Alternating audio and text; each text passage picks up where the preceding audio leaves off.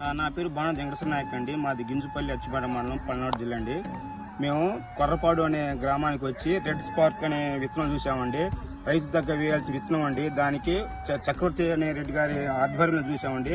అది ఆశ్చర్యకరంగా ఉంది. విత్తనం వేయవచ్చు, దానికి అందరూ సంతోషకరంగా ఉంది. మాకు చాలా హ్యాపీగా ఉందండి. ఇది వైరస్ తట్టుకునే కెపాసిటీ కూడా ఉన్న చేయనండి. మాకు రైతు అయితే మేము ఆనందపడ్డాం. మేము 20 మంది దాకా వచ్చామండి. కాపు చూపిస్తారా మీరు మీ చేతులతో? ఈ బోర్డు పక్కన కాసింది సార్. చేయండి సార్, చూడు వేయాల్సిన రైతుకు అష్టదాకా ఉంది సార్. ఇలాంటి చేను వేస్తే రైతుకి ఎలాంటి దిగులు ఉండదు సార్.